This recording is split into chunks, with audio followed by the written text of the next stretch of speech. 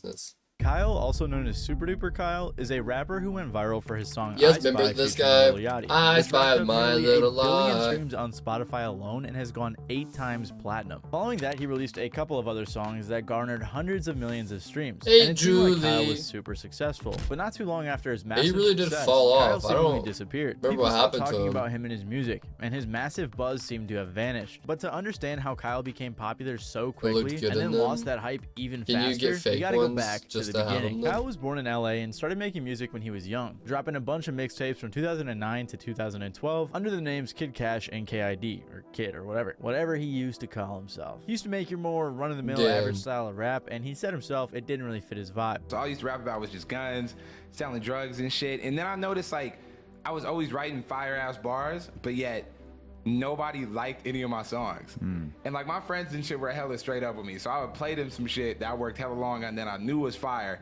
Then you'd be like, this shit is trash. And I was just wondering like, damn, why? And then I noticed it's like, cause nobody can really relate to it. They can't relate to it because they haven't lived that shit, and they can't relate to it because it doesn't even sound real coming out of my mouth. Right. Eventually, he changed his name to Super Duper Kyle, saying the super duper part is because I'm also aware that I can do anything. There's no impossibility. I'm a superhero and I can save my own day as well as others with the power I have from this music and the power of being kind to people. I'm mentioning this for a reason, so keep that in mind. But Kyle shifted his style from your everyday drugs and guns raps to talking about things he actually did in his life, along with shooting to be more positive in his music. Oh, like that's good. And, you know what I'm saying, and Wiz Khalifa and Drake and people like that to show me that you don't really have to be super hard in order to be a rapper. But I feel like Tyler and Our Future was one of the first things that showed me like what up, really Berry? Having a personality and like putting all of your weird shit into your music was okay too. You know what I mean? It was with Tyler that did that. So this was Kyle's mission with his music, to be more positive, to put his personality into his music. Pacing. No motherfucking way. Let's go. Another gifted sub from our girl Pacing. Chat, get some W's, get some hearts in chat, and turn up for Pacing right now. I appreciate the fuck out of you. Thank you.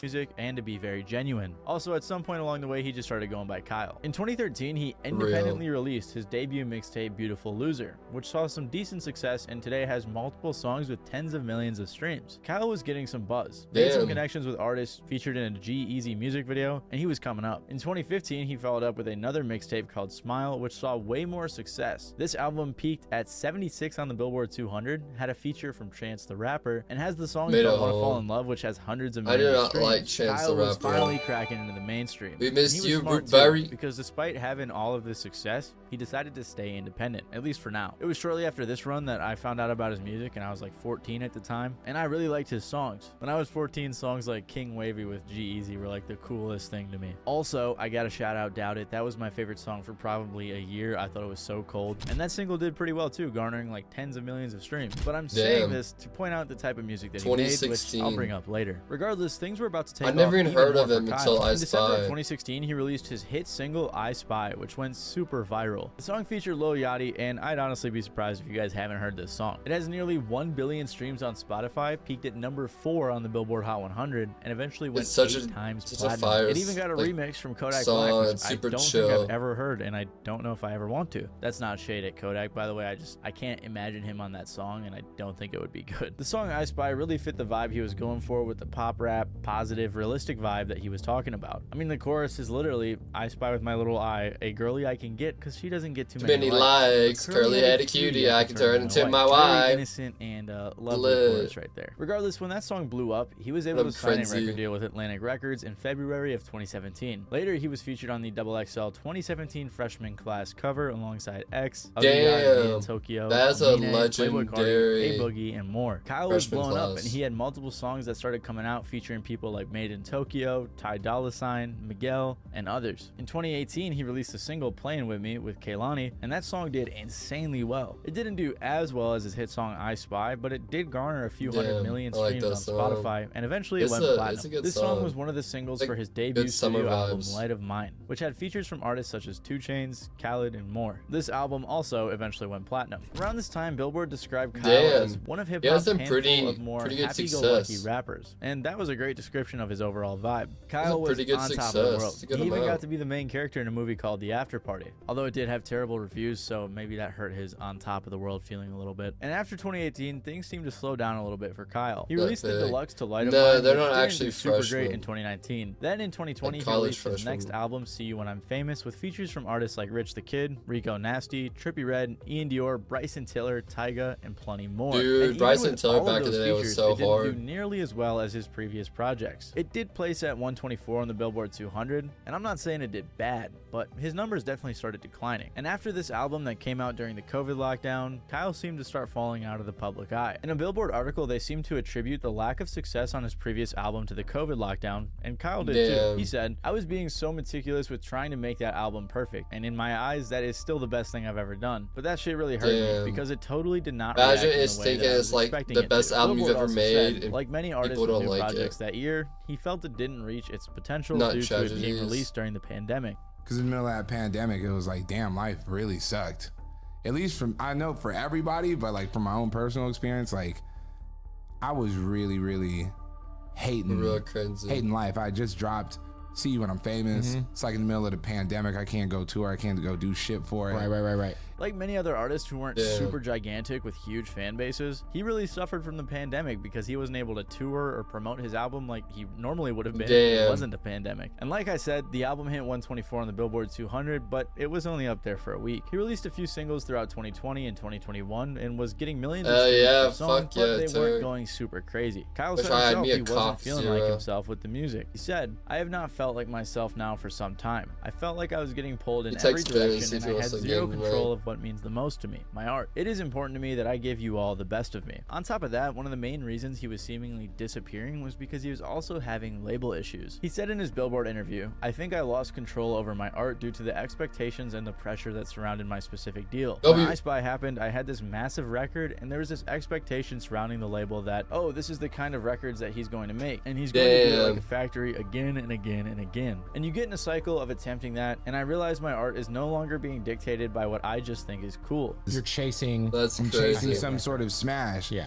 And especially for me, the smash record they want me to chase is like a diamond song. Like, Yeah. you know what I mean? The label issues coupled with the pandemic Damn. really seemed to hinder the momentum he had. No, from, like, you're the past amazing, 5 Payson. years. Thank No, you like, so shade to them at motherfucking all because much. my time working with Atlantic was I'm so awesome. But I just so realized I'm like, oh, financially, it makes grateful, way more sense for appreciative. me to just do this thing myself because that's all they're asking me to do anyways. Just be you and hopefully something pops off. But if it doesn't pop off, we're gonna be like, disappointed. You know what I'm saying? So Kyle went independent in 2021 Damn. and got back to the music grind. His first order of business was doing something that I don't think did his career any favors, and that's when he released his next album, It's Not So Bad, as an NFT. He tweeted, "It's not so bad, my What? fifth project, January 28th. Instead of splitting the royalties with the label, I'll be selling this project as an NFT to give an opportunity for my NFT is fans to own this cringe. project with me. We're in this together forever and ever." When asked what his fans thought NFTs about are it, he always a said, turn "I off. think a lot of my fans don't even necessarily know what it is or how to grasp it, but I think there's a little bit of a learning curve, and it's going to be a process for people to really understand it. But I think it's good that it just exists." Although I'm not sure how true that is, because if you look at some of the responses to him promoting it, people were saying things like, "Hell no, f NFTs." Yeah, bro, for Ooh, real. Super disappointed to see this, man. Kyle, why? Now, I'm not an NFT guy, but I Damn. think what this means when you turn an album into an NFT Does is anybody when you have buy the NFTs in your chat? supposedly when someone streams the album, you're going to get a share of the revenue or some of the royalties. However, I have no idea if anyone ever got paid. All I can find are some comments of people asking when they got their shares distributed or asking when they will get Damn. news from the company Opulus that he partnered with. This company also has a pretty bad rating on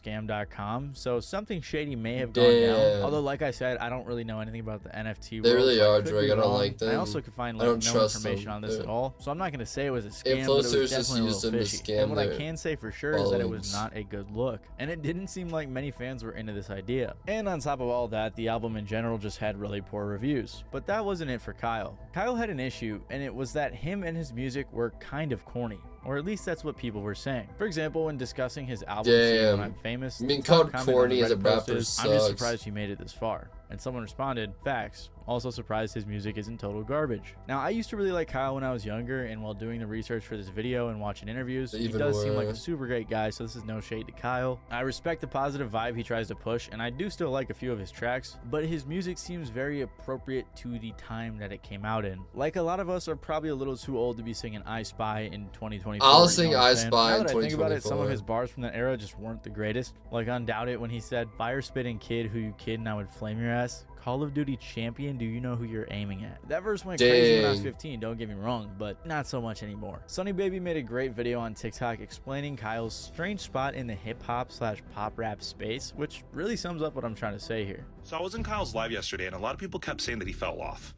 And for me personally, I would just have to disagree because I don't really think he was ever really on. Yes, I know Kyle's had Billboard charting hits. He is a platinum recording artist, and he's been in the game for a pretty long time now. If you guys remember, a few years back, him and Yachty had that I Spy record, which was just a massive hit. But like I said, he's been in the game for a while now, and I don't really think I've ever really met anybody that's been part of his fan base. Like, it seems like he's there, but no one really seems to take notice until he just comes out with a really big, massive commercial hit. When speaking to people about Kyle, they kind of get like this token-like vibe, and it kind of just seems that he's very commercially successful, but not culturally. I don't know, I'm not a massive fan of his music. He's obviously a fantastic artist. I just feel throughout the duration of his career, something's missing. But you tell me, what do you think of Kyle? The comments on this video also help sum up how people feel about him. Kyle represents this weird space in pop rap where a lot of people consider him corny, when really he's just more pop than rap. And another person called him Walmart Chance the Rapper. Now, if you guys aren't locked in on the whole hip-hop space, a lot of people think Chance the Rapper is also pretty corny. So, just not a great look. I don't like Chance the Rapper. If you think back to earlier when I was talking about having super duper in his name and talking about being a superhero with the positivity in his music, I think that's a cool thing. There's nothing wrong with saying that, but like in rap, a lot of fans are not gonna f with that. And just the fact that he was so positive, like I mentioned earlier, wasn't